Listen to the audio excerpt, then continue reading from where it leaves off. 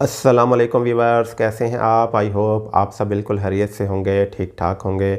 आज मैं आपको यूएसए वीज़ा यानी कि B1 B2 वीज़ा के हवाले से बहुत ही अहम अपडेट दूंगा, क्योंकि बहुत सारे दोस्त जानना चाह रहे होते हैं कि जी हमारी ट्रैवल हिस्ट्री नहीं है, फ़्रेश पासपोर्ट है, तो हमें फ़्रेश पासपोर्ट पर क्या यूएसए का वीज़ा मिल सकता है।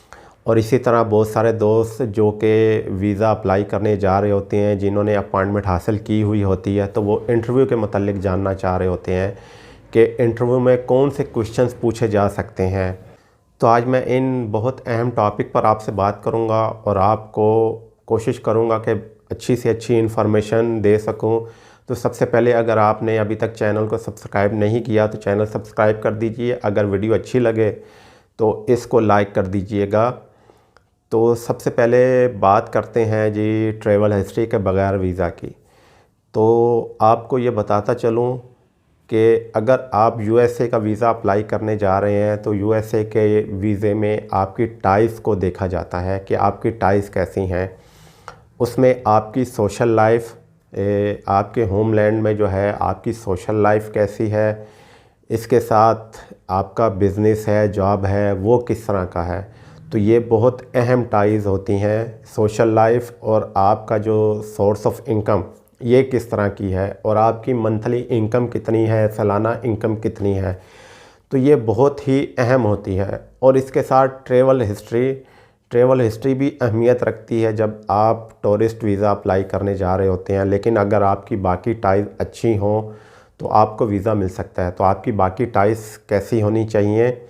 अच्छा, पहले आपको ये बताता चलूँ कि इसमें B1 B2 में दो कैटेगरीज़ होती हैं। एक बिज़नेस वीज़ा होता है और एक टूरिस्ट वीज़ा होता है।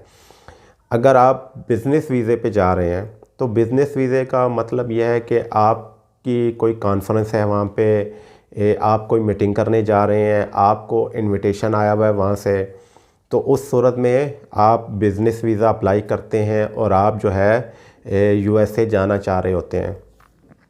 तो उस सूरत में अगर आपकी ट्रैवल हिस्ट्री नहीं भी है लेकिन आपका बिज़नेस स्ट्रॉन्ग है पाकिस्तान में, तो फिर आपको ये वीज़ा मिल सकता है। उस सूरत में कि आपके पास जो इनविटेशन आया हुआ है वो किस किस्म का है, वो कितना स्ट्रॉन्ग है।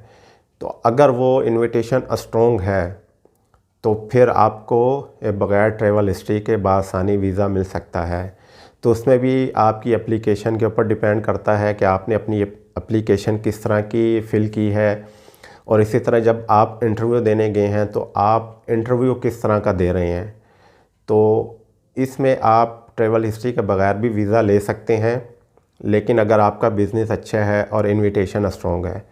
तो उसके बाद टूरिस्ट वीज़े की बात करते हैं। तो अगर आप टूरिस्ट वीज़ा अप्लाई कर रहे हैं तो उसमें भी अगर आपकी सोशल लाइफ अच्छी है, आप मैरिड हैं, आपके बच्चे हैं, और नंबर 2 आपका बिज़नेस है या जॉब है, आप तकरीबन 1 लाख से ऊपर इनकम ले रहे हैं, तो फिर आपकी ये टाइज़ अच्छी कंसिडर की जाएंगी, आपकी ये टाइज़ अच्छी होंगी।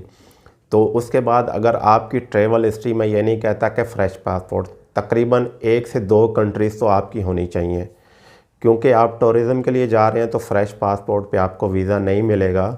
अगर मिलेगा तो वो 100 में से कोई 1-2 होंगे जिनको मिल जाएगा। तो 1-2 कंट्रीज़ भी अगर आपकी हैं, यूएई, थाईलैंड या तुर्की, तो फिर आप अच्छी टाइज़ के साथ वीज़ा अप्लाई कर सकते हैं। तो आपको ये वीज़ा मिल भी सकता है। वो भी डिपेंड करता है कि आपने अपनी एप्लीकेशन किस तरह की फ़िल की हुई है, और जब आपसे इंटरव्यू लिया गया तो आपने अपना इंटरव्यू कैसा दिया है। तो अगर आप इंटरव्यू अच्छा देने में कामयाब होंगे तो आपको ये वीज़ा मिल सकता है। लेकिन बहुत सारे दोस्त वीक टाइज़ के ऊपर जो है ना मेरे से पूछ रहे होते हैं जी हम वीज़ा अप्लाई कर दें। तो अगर आपकी टाइज़ वीक हैं तो फिर आपको वीज़ा नहीं मिलना है। और कुछ दोस्त समझते हैं कि जी सिर्फ ये एप्लीकेशन ही चेक करते हैं तो उसमें वो फेक इन्फॉर्मेशन दे देते हैं। तो इनका नेटवर्क बहुत ही तेज़ है, तो ये आपके हर इन्फॉर्मेशन इनको मिल जाती है। ये आपके मतलब सब कुछ जान सकते हैं और बहुत ईज़िली जान सकते हैं। तो इसलिए आपने कोई फेक इन्फॉर्मेशन इसमें नहीं देनी है। तो अब बात करते हैं इंटरव्यू के मतलब कि इंटरव्यू में आपसे क्या क्वेश्चन पूछे जा सकते हैं। तो एक बात आप याद रखें कि आपने जो कुछ भी अपनी एप्लीकेशन में बताया हुआ होता है, आपसे उसी के मतलब ही क्वेश्चन पूछे जाते हैं। सबसे पहला क्वेश्चन आपसे पूछा जा सकता है कि जी आप यूएसए क्यों जाना चाह रहे हैं, क्योंकि वहाँ पे B1 B2 वीज़ा होता है, तो उसके अंदर बिज़नेस भी है और टूरिज़म भी है। तो आप अगर टूरिज़म के लिए जा रहे हैं तो आप सिंपली जवाब दे देंगे कि जी मैं टूरिज़म पर्पज़ के लिए जा रहा हूँ। अगर आप बिज़नेस पर्पज़ के लिए जा रहे हैं तो आप बता दें कि जी मैं बिज़नेस पर्पज़ के लिए जा रहा हूँ। तो उसके बाद दूसरा क्वेश्चन आपसे ये हो सकता है कि आप कहाँ जाएंगे, किस जगह पे जाएंगे। तो अगर आपका कोई फैमिली मेम्बर है, वो भी आपका कोई खूनी रिश्तेदार होना चाहिए। अगर वहाँ पे जा रहे हैं और आपने एप्लीकेशन में वो लिखा हुआ है तो आपको वही बताना है। और अगर आपने होटल का नाम लिखा हुआ है, न्यूयॉर्क शहर है या शिकागो है, तो आपने वही बताना है कि जी मैंने यहाँ पे जाना है। ये आपको मालूम होना चाहिए कि एप्लीकेशन में क्या लिखा हुआ है। और उसके बाद आपसे पूछा जा सकता है कि जी अगर आपकी जॉब है तो आप किस डेट से या किस सन से जॉब कर रहे हैं। तो आपको पता होना चाहिए कि आपने एप्लीकेशन में कौन सा सन या कौन सी डेट लिखी हुई है। तो आपकी इनकम कितनी है ये भी आपको पता होना चाहिए। इसी तरह बिज़नेस है तो बिज़नेस के मतलब भी यही क्वेश्चन हो सकता है आपसे कि आप ये बिज़नेस किस डेट से कर रहे हैं। तो ये इसके बाद जो है आपसे ये पूछा जा सकता है कि जी आपके कोई रिलेटिव्स हैं यूएसए के अंदर।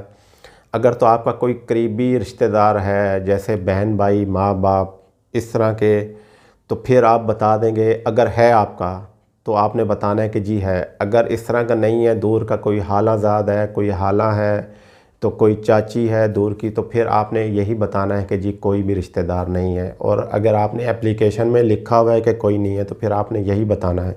और अगर आपने एप्लीकेशन में लिखा कि है तो फिर आपने यही बताना कि है। तो आपने वही आंसर देने हैं जो आपने अपनी एप्लीकेशन में बताया हुआ है। तो यही क्वेश्चन आपसे पूछे जा सकते हैं। इसके अलावा मज़ीद आपसे क्वेश्चन कोई ऐसे कोई डिफरेंस नहीं पूछे जाएंगे। तो अगर आपने अपने आंसर सही दे दिए और आपकी टाइज अच्छी हैं जो मैंने बताई हैं, तो आपको ये वीज़ा बआसानी मिल सकता है। तो उम्मीद है कि आपको वीडियो पसंद आई होगी। मुझे इजाज़त दीजिए। अल्लाह हाफिज़।